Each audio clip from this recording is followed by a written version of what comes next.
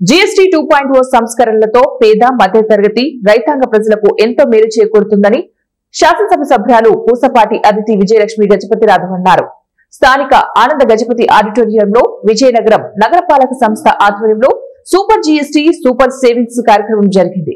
Real estate రంగానికి మరియు వినియోగదారులకు సవరించిన జీఎస్టీ 2.0తో లబ్ధి చేకూర్చే విషయాలను విశదపరిచారు.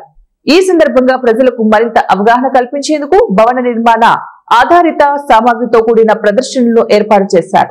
ఎగ్జిబిషన్ లో అమర్చిన స్టాళ్లను శాసనసభ సభ్యురాలు అదితి గజపతిరాజుతో సహా commissioner Palli Nallanayya, commercial tax joint director G Nirmala Jyothi, Zilla Parishad CEO Satyanarayana Murthy, క్రీడై ప్రతినిధులు సందర్శించారు.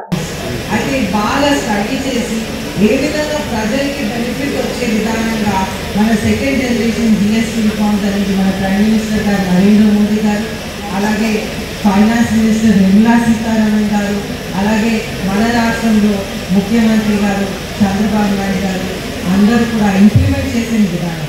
అయితే ముందు ఏదున్నా సరే ఈరోజు 2 స్లాబ్స్ ప్రజలకి బెనిఫిట్ అవ్వడానికి ఈ స్లాబ్స్ అనేది తగ్గించారు. ఈరోజు ఓన్లీ 5%, 18%, అఫ్కోర్స్ 0% అనేది ఉంటుంది. మన అందరికీ 0% అనేది చాలా ఇష్టం ఉంటుంది, కానీ 18% అండ్ 5% కూడా ఉన్నాయి.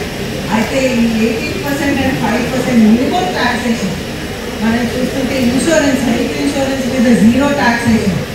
అయితే ఇప్పుడే కమిషనర్ గారు చెప్పారు, సిగరెట్లు అటువంటి పదార్థాలన్నీ టాక్సేషన్ పెంచారు, అలాగే హెల్త్ ఇన్సూరెన్స్ మీద తగ్గించారు.